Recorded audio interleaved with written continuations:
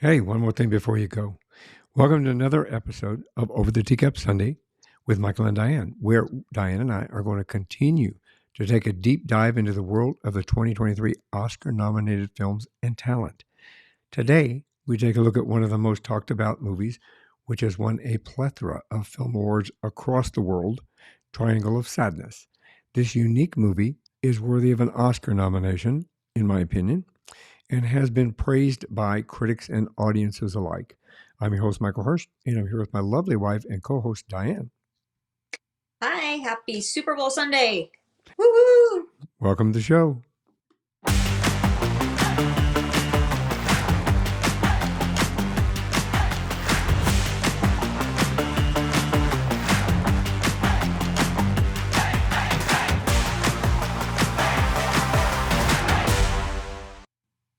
Triangle of Sadness is a dark comedy directed by Ruben Östlund and starring Harris Dickinson. And in Ruben Östlund's wickedly funny Palme d'Or winner, social hierarchy is turned upside down. It reveals the tawdry relationships between power and beauty. Celebrity model couple Carl, Harris Dickinson, and Yaya, Charlbi Dean, are invited on a luxury cruise for the uber rich. It's helmed by an unhinged boat captain, Woody Harrelson, who does a pretty good job with that. That's a great job. Kind of makes you want to hate him. Or love him, yeah. What first appeared to be an elite opportunity to grow an Instagram following ends catastrophically, leaving the survivors stranded on a desert island and fighting for survival. And, it's really interesting because kind of what it does is reverse the roles. Definitely. Once they shipwreck, yeah, it just completely flips it on its head, and it was pretty cool actually the way it does it. Yeah. And, I think it was filmed pretty well. I think the cinematography was done good. The actors within themselves, I think, did a brilliant job overall, Yeah, all of I, I them. know I know the description said it starred um, the one guy, but I think everybody kind of had. I mean, I guess in a way he was more the star, the lead, but everybody had a huge role in it. Really, there's a lot of characters that. There's a lot of characters. Yeah. I mean, there's not that Woody Harrelson is probably the most famous character Yeah, he's probably the only. in I think it. well known. Yeah. But other than that, I think it was done pretty well. It sets it up in the beginning. I mean, we're not going to go into great detail because we don't want to ruin it for you. But we rented it off of Prime, and it only cost us like $6 to rent, I think.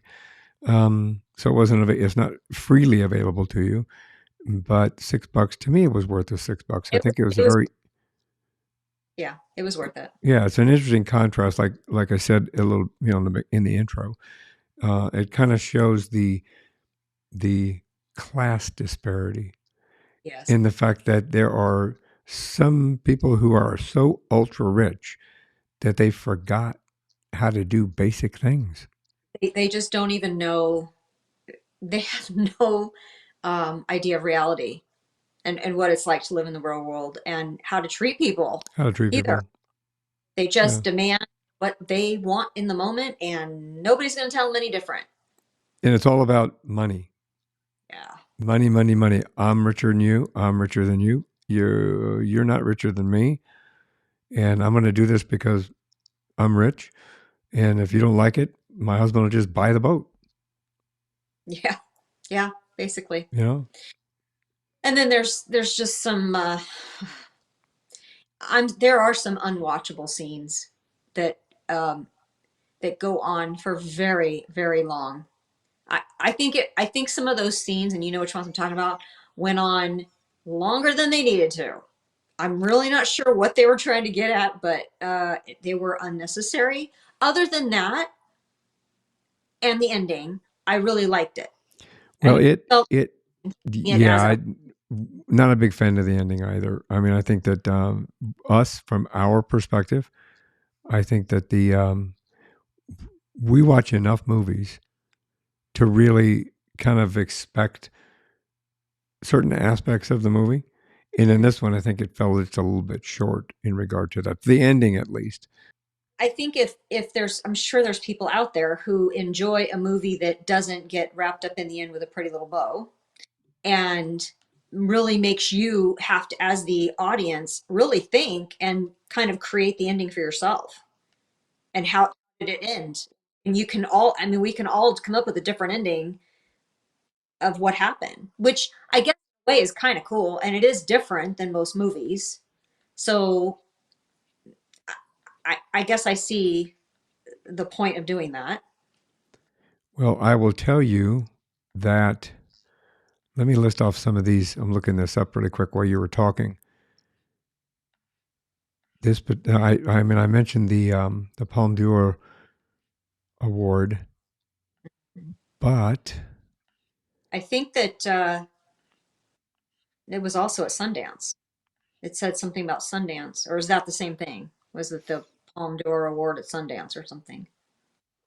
that's I think that's their man. This list of awards is just crazy.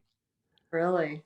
I mean, Well, it's definitely worth watching. I would not say don't watch it. Um, it's just got some odd things in it and some very, oh God, these are scenes that you can't unsee them once yeah. you just and and it went on and on and on and anyway. Oh, it was written and directed by Ruben Östlund. The other character we were talking about is, like I say, starred Harris Dickinson, Charlbi, Dean, Kriek, Woody Harrelson, Henrik Dorsin, which I think that guy was the Russian, Yeah, I think you know, because so. he had a very prime part within that. They won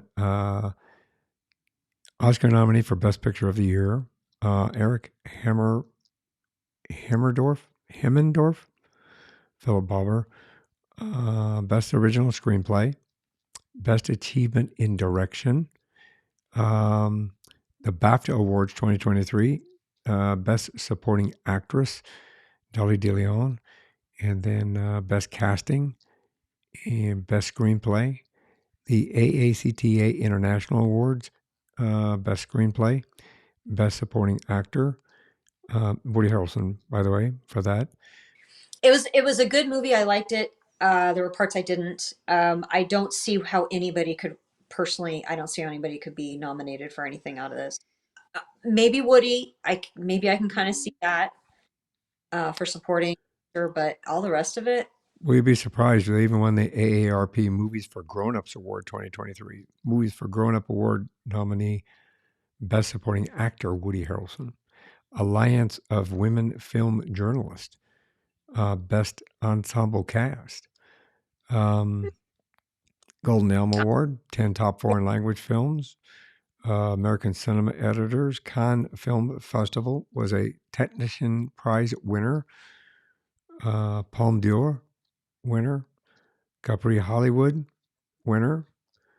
Clotrudis Awards. I'm not sure who that is. I've been out of the award arena for so long. I'm not sure what that is, but there are nominees. Several people nominated for that.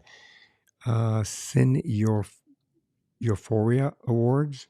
Whole slew of people. I mean, this list just goes on and on and on. Wow. Critics' Choice Award nominee for Best Comedy Film. I mean, there was some comedy in it that also was kind of gross, but Kind of. Ugh. or I we'll say a lot. Danish Film Award. I mean, it goes on and on and on. So we've got. I don't know if this is going to come through or not. Just in case it does, we got the jets flying over. They're practicing for the Super Bowl flyover right over our house, and I can hardly hear you. Okay. they're gone now.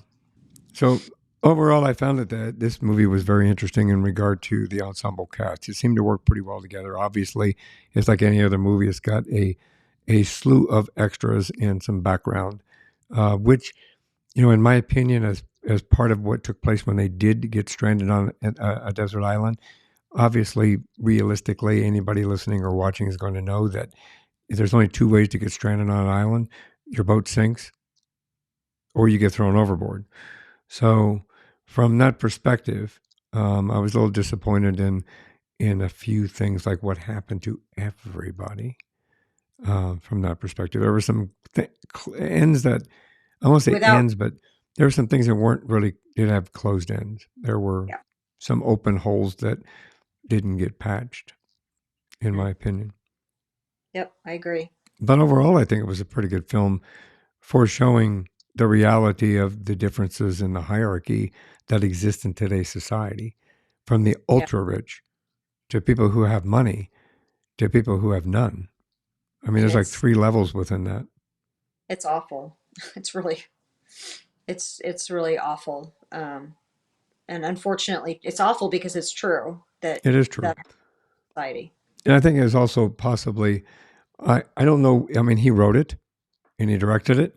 So I'm wondering whether or not at some point in his life he may have lived it, Maybe. Yeah. to be able to understand where he's coming from, or maybe associations, because for me, the realism within that perspective really plays out in this film. I mean, I think that's the primary goal of this is to say, hey, you're people too, and you really, should appreciate those underneath you that made you who you are and where you got in life. And you're no better than anybody else. Yeah, you know better than anybody else. It is a Most most of them are worse. So yeah, and the Russian mhm. guy and his wife, and they have, we'll say, an assistant along Yeah. with them, which, Yeah. watch the movie and you will be able to figure all that out. But I think that the perspective of all of those characters, at least the primary ones, the ones that were ended up stranded on the island, their perspective on life kind of immediately changed, and Yeah. they realized that they're not as elite as they thought they were. And in this ending, um, I wasn't quite happy with this ending. I wasn't until I got to thinking about it and thinking, well, we kind of can make our own conclusion with that. Um, it's sad that we'll never really know, like, but it's not a true story anyway. So we really can just decide how we want that movie to have ended. And it Yeah, must, but at the same time, I think it also implies, well, it implies a couple of different things in the end. So yeah, maybe you're right from that perspective, because when you look at it and you watch the ending, you kind of think it's going to end one way, but they really don't show it. and as I was thinking about it, I mean, I could come up with at least three different ways it could have ended and what he Yes. was say, and there might even be more. I mean, if I really thought about it, um, there could be all kinds of ways that ended, which is, I guess that's why it's kind of cool because it is different than any other movie that way. Usually movies, wrap everything up with a pretty little bow and everything's fine and or not, but at least it ends. You have some sort of an ending to it, and Yeah. and this just doesn't do that, and No. it kind of makes it interesting. And I think that I'm going back here to look at something really quick. But to be The honest, when watching it and saw that there was no ending to it, I was mad. Like, I was not in that moment. I was very unhappy about it. But then as I got to thinking about it, it's like, oh, okay, maybe that's cool. it is. I I like, obviously, I have a background in screenwriting, and everything that I ever learned in screenwriting is that you need to have that beginning, the middle, and the end. You need to have the protagonist, the antagonist. You need to have that journey from the beginning to the end, which I think it kind of did that, but to me, it left too many things open. There were a lot of holes. Yeah, it left too many things open to me from that perspective. But I look at it from not only an individual watching it. Sometimes I unfortunately go into like the director mode, the filmmaker mode, and go, "Well, wait a minute, why didn't you do that? Right. Hold on, back up. Why haven't you filled this hole in? Because if we're going on this journey, we need to understand the whole journey, and get a conclusion. It's almost like well, one more thing before you go. You could lose somebody in an instant. You didn't get to say what you wanted to say. Well, here I don't think we got to see what we really should have seen.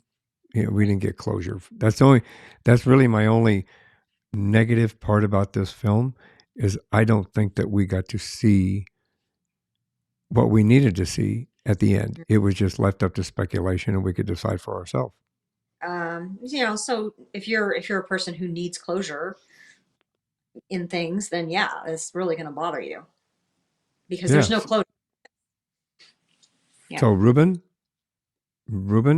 you should get a hold of me and let's talk about this and let me know what you were really thinking about the ending. And I have I a would few like, more. I would Yes, I like have to a, know. Yeah. and I have a few more questions in regard to the uh, the holes you didn't fill. Logical holes. To me, those are logical holes. You know what I mean? Because we ended up with how many people we end up with on the beach? We ended up with Let me count them. yeah, I think seven or eight. Is what we ended up with on the beach, and that was a huge yacht. It had at least 30 or 40 people, maybe more with crew. I think it probably had more, especially with the crew. Yeah, especially Yeah. with the crew. So Say there was at least 100 people on the yeah, boat.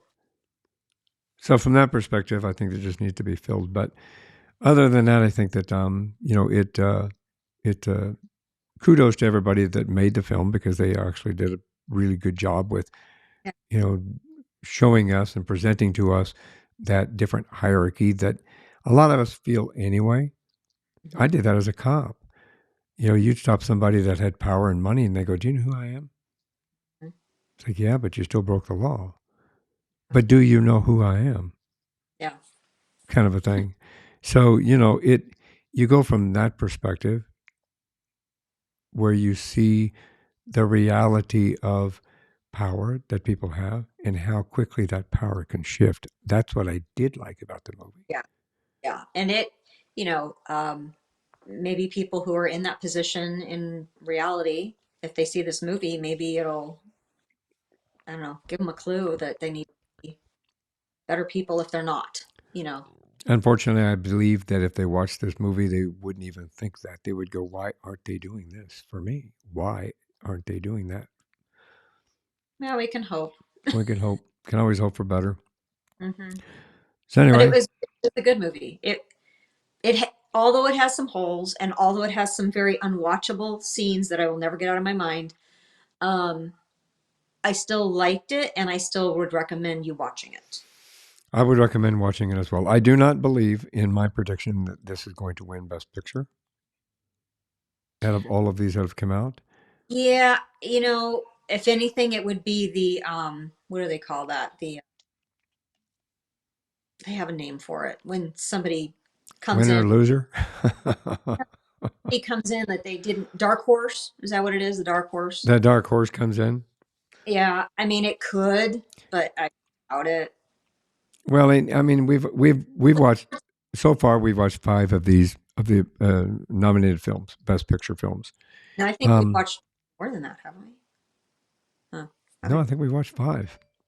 I'll I can tell look at you my what. notes real quick. We've watched six of the nine nominated movies. We're doing pretty good this year. We are doing really good this year. Wow. Yeah, we watched Most six of the nine nominated movies. cool. So from this perspective, though, I think, I mean, there's some stiff competition, and we're going to talk about some of the other ones that are coming up. Like I said, you had mentioned that we're going to talk about two more next week because we don't have time to do individuals really after this because it's closing in on us pretty quick. But the two we're going to watch next week are All Quiet on the Western Front and The Banshees of Inisherin. And both of those, although very depressing and very Mm, realistic in nature, like in your face, realistic. yeah. I think that well, even this one was kind of in your face realistic if you think about it. I think Not as not this as one much. answers the what if question. Yeah. You Of know, what? No. What if I'm an ultra rich guy and I don't know how to start a fire, and I get in a boat, the ship sinks, and who's going to take care of me? What if I ended up on a deserted island? What if I ended up not knowing how to do anything to take care of myself? What if the hierarchy changed and I had to rely on somebody that I felt was subservient? It was interesting that when you said that, it just hit me. It's interesting that pretty much none of them, except for one, knew how to do anything. Well, So yeah, and then what you also see, which I loved about it, from this perspective, I loved is that when the roles changed, then the people that then became into power were doing the same thing yes, that the people that were in power were doing.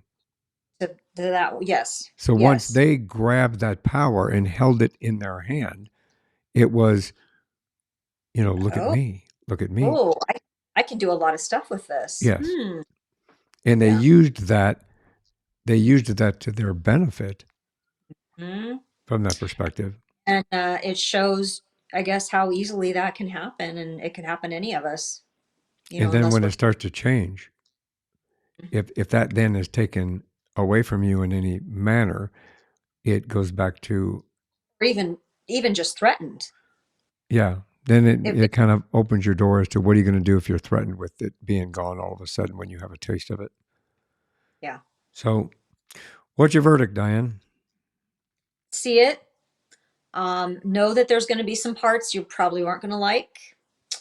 The ending is hard, but it's worth watching because I think there were some really funny moments. Actually, it's definitely a dark comedy. It is a dark comedy.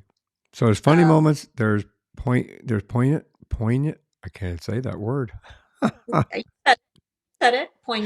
Poignant points moment. within and moments within this film, and I think that they've done a really, really good job with the fact that they dipped into their roles the way they did them, and I think the cast has played that very well.